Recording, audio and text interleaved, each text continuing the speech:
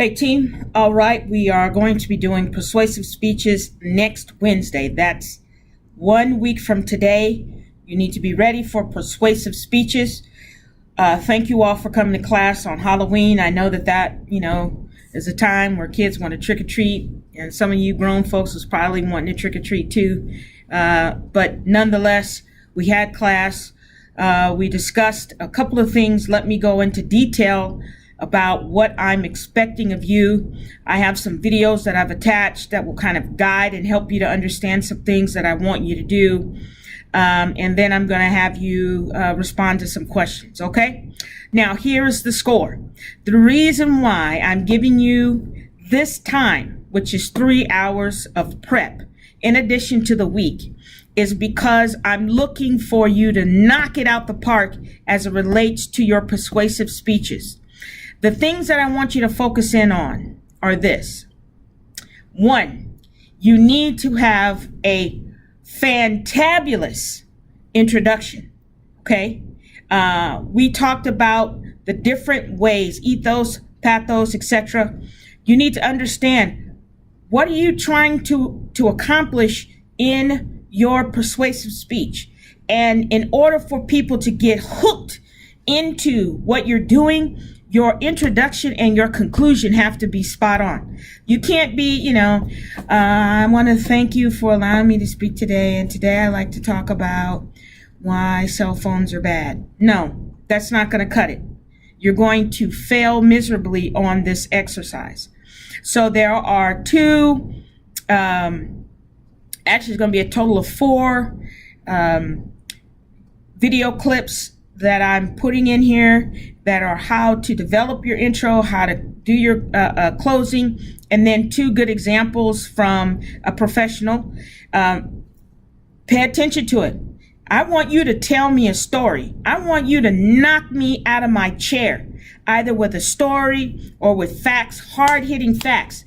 You have to develop your introduction and your conclusion. I want you to spend time developing your introduction and your conclusion. I know I sound like a broken record, but that's what I need you to do in order for the foundation of your persuasive speech to be powerful, okay? So that's the first thing that I need you to do, to work on your intro and your conclusion. They need to be powerful because you have to set the tone for people to want to listen to your perspective, your side, okay? Then the next thing is your body. Now, in your book, it talks about the various ways to establish a persuasive speech.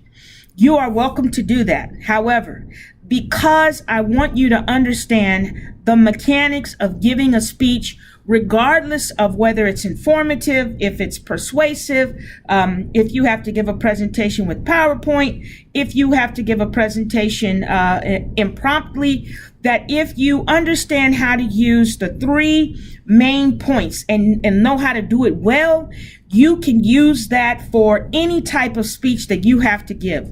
So I'm leaning more towards your 3 main topics. If you want to do the other ones, just let me know. You have the motivated sequence, you have the problem solution. You can do those if you want. However, I am looking at minimum that you do the 3 main points. Now, here's the thing. With the 3 main points, number 1, they got to make sense. Like, they have to really support your perspective, your point of view. And then you have to follow it up with evidence, okay? You can't just say cell phones are bad. Okay, that's not going to cut it. You have to really come with 3 main points that are going to show that, yes, what you've said in your introduction makes sense because you've backed it up with 3 solid points. And those points have to have evidence. And it needs to be relevant evidence.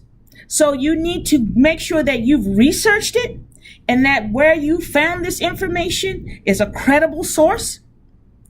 And that lends itself to credibility and ethics.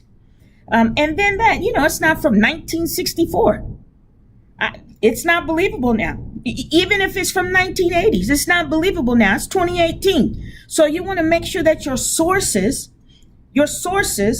are credible sources and that they are from recent times, because we know that technology and inventions and life, we just have new inventions, new things happen. And so oftentimes when you make statements that come from the 80s, the 70s, the 60s, it's not relevant anymore.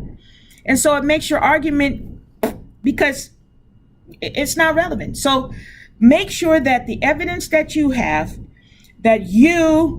done some good research and that it's powerful. The evidence is new, it's recent, and that it's from a credible source. Credible source. All right. Then your closing. You've got to give a summation, a summarizing. I want to see a preview of your 3 main points, and I want you to summarize it at the end, and I want to hear your 3 main points, and I want you to bring it home in the conclusion. You have to do this. And I need to see in your outline how you're going to transition between your intro into your main points, and from each main point to the next, how you're going to get from your main points down into your conclusion. I need to see those transitions. So I'm looking for your outline to be very well developed. Okay? I want to see your introduction. I want to see your transition. I want to see the transitions in between your main points. I want to see the transition from your main points into your conclusion. And I want to see your conclusion. Okay?